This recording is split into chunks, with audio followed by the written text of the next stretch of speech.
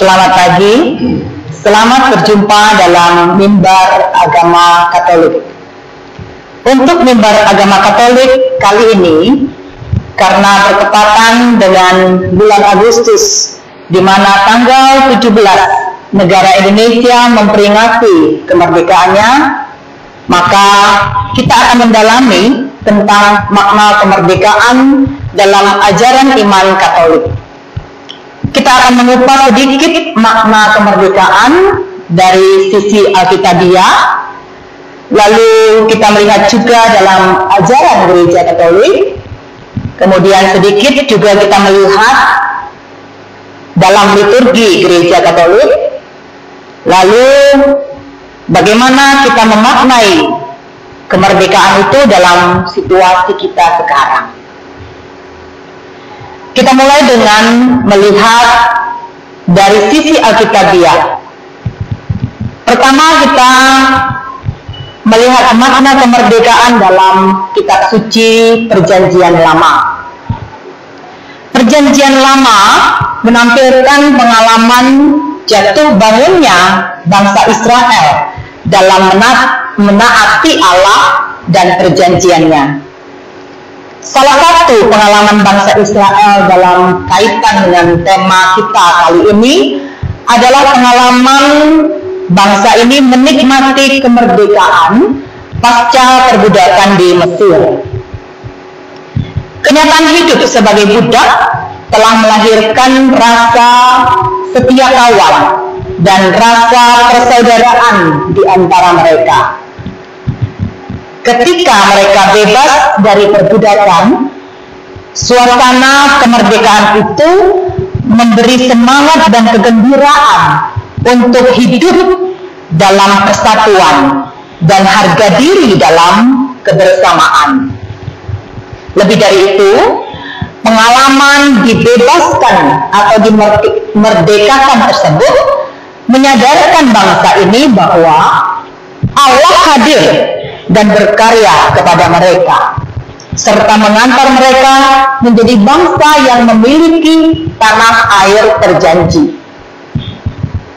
Perjuangan mereka untuk merdeka sekarang dilihat bukan lagi perjuangan mereka sendiri, tetapi mereka hayati bahwa Allah sendirilah yang telah memerdekakan mereka. Allah telah menganugerahi kemerdekaan, sehingga bangsa ini memiliki kebebasan bersikap dan bertindak. Karena itu, kesetaraan di antara mereka yang telah memberi dampak positif dirasakan sebagai kehendak Allah sendiri.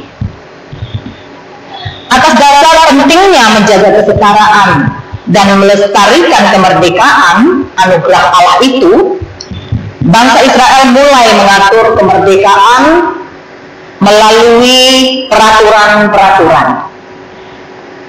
Dalam kitab suci diceritakan Allah sendiri mengatur kemerdekaan mereka melalui hukum Taurat. Peraturan-peraturan yang tertulis dalam hukum Taurat selalu berbunyi, Tuhan berfirman. Mereka pun menghayati hukum sebagai kehendak Allah yang harus mereka taati. Sebagaimana di hadapan Allah mereka setara dalam memperoleh kemerdekaan, demikian juga di hadapan hukum. Hukum menjaga agar mereka selalu setara. Hukum Taurat berusaha agar setelah bangsa ini mengalami kemerdekaan, mereka tidak menuntut kekayaan pada sejumlah kecil warga, tetapi mewujudkan kesetaraan di antara mereka. Peraturan hukum yang dihayati sebagai kehendak Allah diharapkan lebih memastikan dan menjamin kesetaraan itu, agar tidak akan terjadi penindasan, pemerasan, atau pemaksaan kehendak yang mengancam kemerdekaan. Kenyataannya terjadi sebaliknya. Hukum Taurat gagal ditaati. Akibatnya terjadi penindasan dan penderitaan kaum lemah, serta bahkan kebinasaan seluruh bangsa. Penderitaan ini memuncak pada pembuangan ke Babilonia, saat dimana Yerusalem diratakan dengan tanah. Keadaan di Babilonia lebih buruk, penindasan lebih kejam, negeri mereka hancur. Masa ini menyadarkan bahwa mereka kembali menjadi budak. Semua itu terjadi karena desakan para nabi agar bangsa Israel bertobat tidak mereka hiraukan.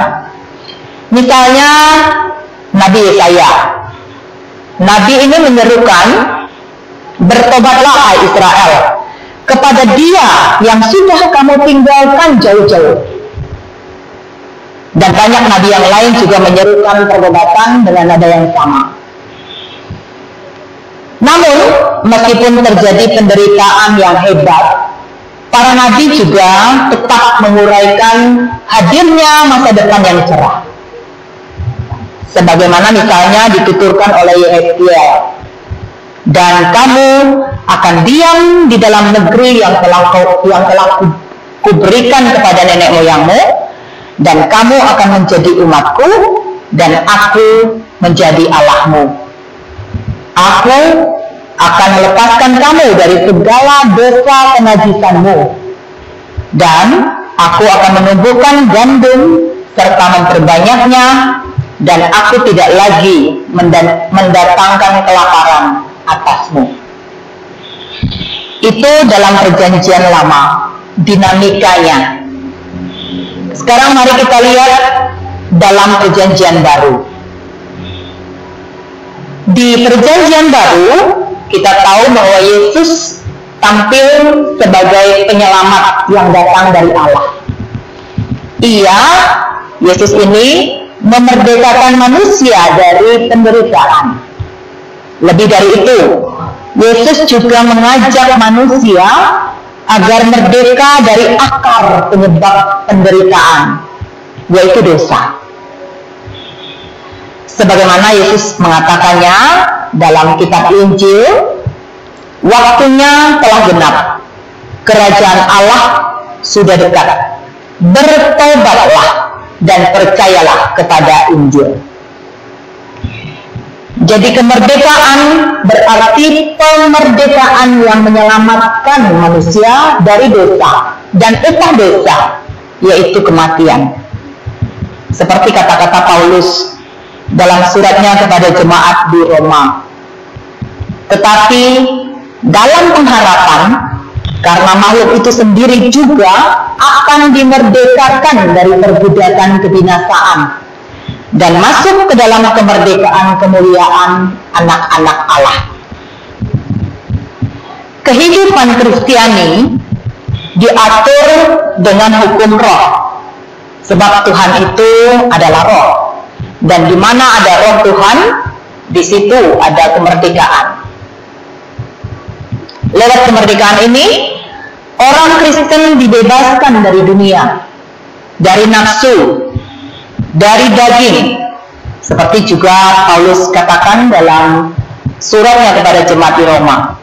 Tetapi kamu tidak hidup dalam daging, melainkan dalam roh, jikalau memang roh Allah diam di dalam kamu. Tetapi jika orang tidak memiliki roh Kristus, ia bukan milik Kristus. Dengan kemerdekaan ini, manusia justru menjadi budak cinta, atau bahasa gaulnya sekarang bucin, atau hamba Allah dalam pengabdian suci untuk menjadi pelayan semua manusia.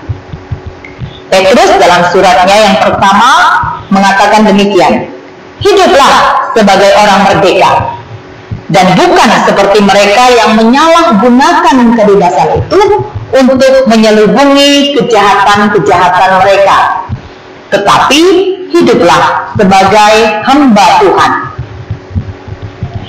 Kemerdekaan hanya terwujud kalau manusia juga merdeka dari pamrih, dari kehendak sendiri, dan dari kepentingan sendiri. Seperti juga dikatakan Paulus, Sebab oleh karena mereka tidak mengenal kebenaran Allah, dan oleh karena mereka berusaha mendirikan kebenaran mereka sendiri, maka mereka tidak takluk kepada kebenaran Allah. Kemerdekaan tanpa pamrih, tanpa kehendak dan kepentingan sendiri, ini merupakan panggilan pribadi setiap manusia. Saudara-saudara, memang kamu telah dipanggil untuk merdeka, tetapi janganlah mempergunakan kemerdekaan itu sebagai kesempatan untuk kehidupan dalam dosa, melainkan layanilah seorang akan yang lain oleh kasih. Demikian Paulus mengatakan di dalam suratnya kepada jemaat di Galatia. Dalam kemerdekaan, manusia diajak masuk dalam hubungan kasih. Jadi, arti kemerdekaan dalam Perjanjian Baru dapat dikatakan seperti ini. Kemerdekaan berciri dari dan dalam Yesus. Kemerdekaan ini menyelamatkan manusia dari dosa dan kematian. Kemerdekaan dalam Yesus amat bermakna, karena Yesus sendiri memberi teladan merdeka dari segala pamrih. Ia memanggil manusia secara pribadi untuk memiliki roh kemerdekaan, yaitu roh anak Allah yang mengatur hidup manusia agar manusia merdeka dari dunia, dari nafsu, dari daging, serta agar manusia dikuasai oleh cinta demi pelayanan kepada sesama. Pendek kata, manusia dimerdekakan dari dosa supaya hanya menjadi hamba cinta, yaitu hamba Allah sendiri. Lalu bagaimana ajaran gereja menguraikan tentang kemerdekaan? Gagasan tentang kemerdekaan dalam ajaran iman Katolik didasarkan dari ajaran bahwa Allah menciptakan manusia menurut citranya sendiri. Manusia diciptakan segambar dan serupa dengan Allah sendiri. Manusia dianugerahi daya serupa dengan kekuatan Allah.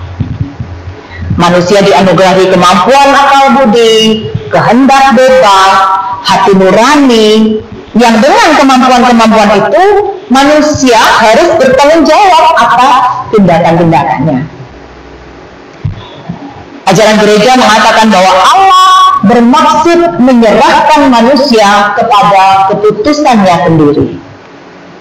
Kemerdekaan bukan suatu tindakan yang semau gue, tetapi kemerdekaan manusia mengarahkan tindakan manusia secara sadar kepada hal-hal yang baik. Manusia dapat bertindak merdeka sesuai dengan martabatnya yang adalah citra Allah jika ia memerdekakan diri dari segala nafsu liar, supaya dapat secara merdeka memilih yang baik. Kemerdekaan sejati merupakan gambaran Allah sendiri dalam diri manusia, agar manusia dengan sukarela mencari penciptanya dan mengabdi kepadanya secara merdeka untuk mencapai kesempurnaan yang penuh dan membahagiakan. Namun, kemerdekaan manusia terbatas dan dapat disalahgunakan. Manusia bisa saja menolak Allah, seperti dilukiskan dalam peristiwa jatuhnya manusia dalam dosa, manusia pertama dalam dosa.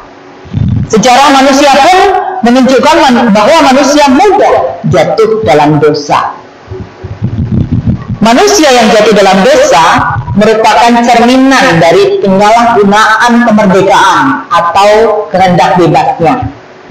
Kemerdekaan manusia yang terluka oleh dosa ini hanya dapat diluruskan kembali oleh rahmat Allah, sehingga manusia kembali dapat hidup merdeka dan terarah pada kebaikan.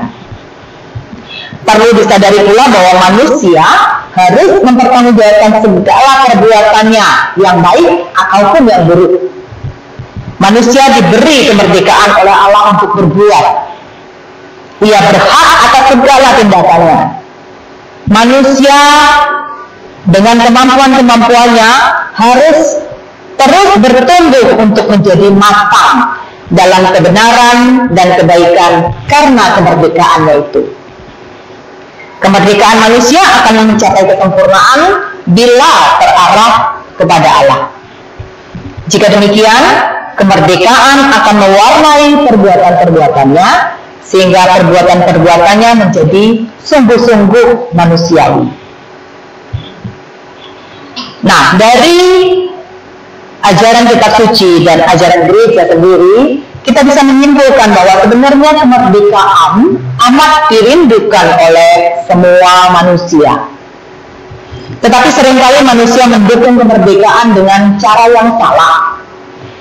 Manusia mengartikannya sebagai kesewenang-wenangan untuk berbuat sesuka hati, kemudian lalu berdosa. Padahal kemerdekaan yang sejati merupakan tanda yang mulia, gambar Allah dalam diri manusia. Karena Allah bermaksud menyerahkan manusia kepada keputusannya sendiri. Maksudnya, supaya manusia secara sukarela mengabdi kepadanya dengan merdeka hingga mencapai kesempurnaan hidup. Memang kemerdekaan manusia seringkali terbelenggu oleh dosa. Tetapi dengan bantuan rahmat Allah, manusia dapat meluruskan gerak hatinya kepada Allah.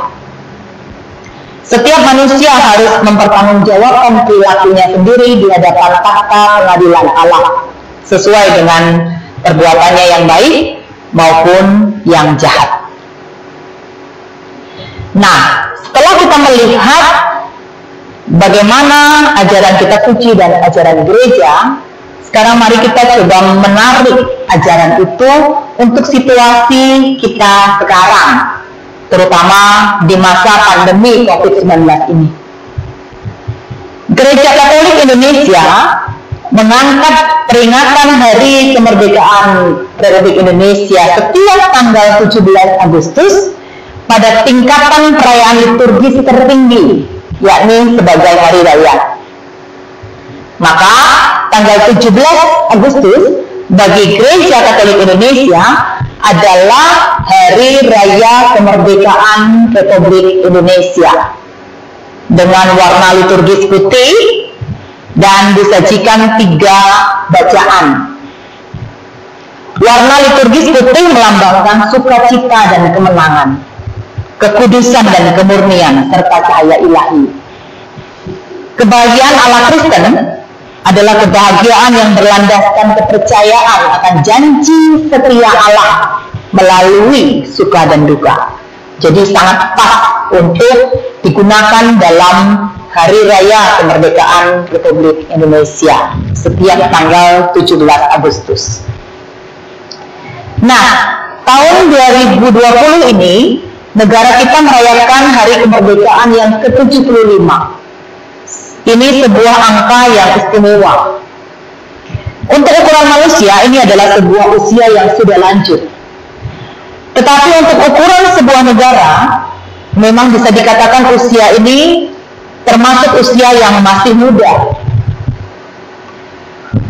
Bagaimana sekarang kita mengisi kemerdekaan yang telah susah payah dicapai oleh para bapak bangsa kita?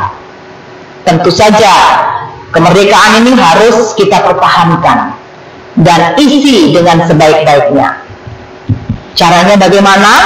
Terutama di masa pandemi COVID-19 ini. Karena tanggal 17 Agustus itu adalah Hari Raya Kemerdekaan Republik Indonesia, maka bagi umat Katolik, hari ini diisi dengan merayakan Ekaristi. Dalam perayaan Ekaristi, kita bersyukur kepada Tuhan karena anugerah kemerdekaan yang diberikannya. Bagi umat Katolik, kemerdekaan yang didapat oleh bangsa Indonesia bukan semata-mata perjuangan anak bangsa, melainkan juga anugerah, rahmat, dan berkat dari Tuhan. Hal ini sejalan dengan bunyi alinea ketiga Mukadimah Undang-Undang Dasar Negara Republik Indonesia tahun 1945. Di sana dikatakan bahwa atas berkat rahmat Allah yang Maha Kuasa dan dengan didorong oleh keinginan luhur supaya berkehidupan kebangsaan yang bebas, maka rakyat Indonesia menyatakan dengan ini kemerdekaannya. Itu yang pertama, kita bersyukur kepada Tuhan. Yang kedua, dalam perayaan Ekaristi umat Katolik juga berdoa untuk seluruh bangsa, untuk bangsa Indonesia, seluruh rakyat Indonesia, tanpa melihat sukunya apa, rasnya apa, agamanya apa, bahkan aliran ideologinya apa. Pokoknya berdoa untuk seluruh bangsa. Umat Katolik berdoa agar bangsa ini terhindar dari malapetaka dan dapat mencapai kesejahteraan serta hidup damai. Lebih-lebih di masa pandemi COVID-19 ini. Lalu yang ketiga, kita juga diajak untuk merenungkan bacaan-bacaan kitab suci yang disajikan oleh gereja pada hari raya kemerdekaan Republik Indonesia tanggal 17 Agustus. Dari bacaan-bacaan kitab suci pada hari raya kemerdekaan Republik Indonesia, kita diajak untuk mengisi kemerdekaan bangsa kita ini dengan beberapa hal. Pertama, kitab suci mengajak kita untuk memandang sesama saudara sebangsa dan setanah air sebagai saudara di dalam Tuhan.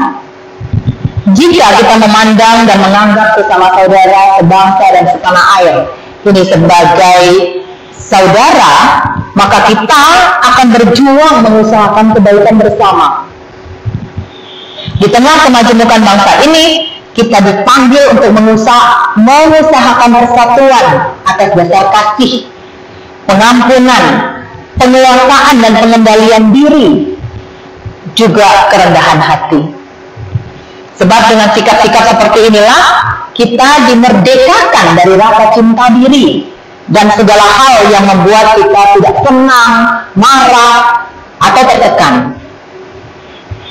Yang kedua, kita diajak untuk mengusahakan kebaikan bersama ini dengan berpegang pada perintah. Ada perintah di dalam surat Petrus yang pertama, dikatakan seperti ini, tunduklah karena Allah kepada semua lembaga manusia, baik kepada raja maupun kepada wali-wali yang ditetapkannya. Lalu Kristus sendiri dalam Injil mengajarkan kepada kita agar kita memberikan kepada pemimpin negara apa yang menjadi haknya dan tidak mempertentangkannya dengan kewajiban kita untuk memberikan kepada Allah apa yang menjadi hak Allah.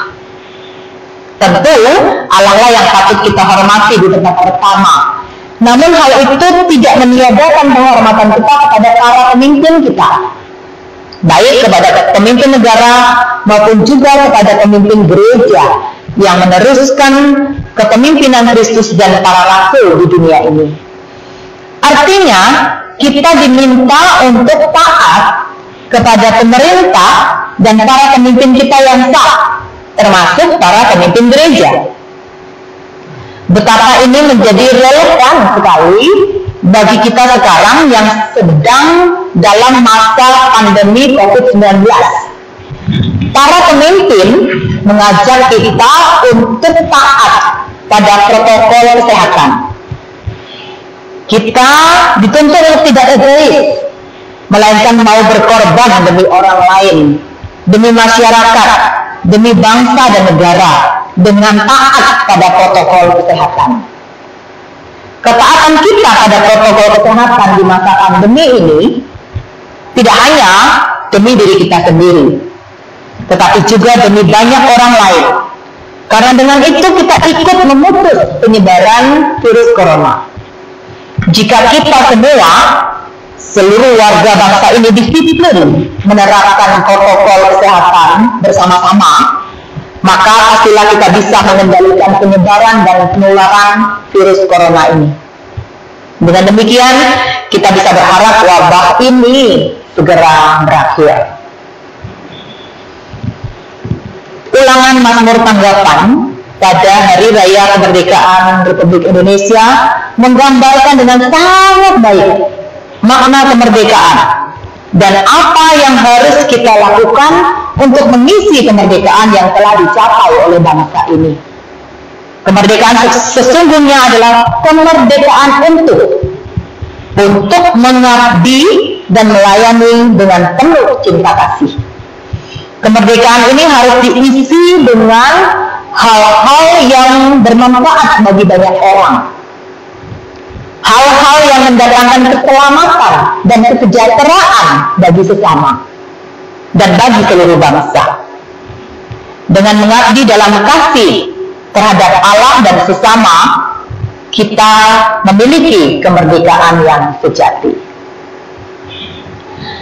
Saya akan mengakhiri mimbar agama Katolik kali ini dengan satu bait ulangan Mazmur Tanggapan pada Hari Raya Kemerdekaan Republik Indonesia yang tadi saya bilang sangat dengan baik menggambarkan makna kemerdekaan dan apa yang harus kita lakukan untuk mengisi kemerdekaan negara kita ini. Kamu dipanggil untuk kemerdekaan, maka abdilah satu sama lain dalam cinta kasih. Terima kasih.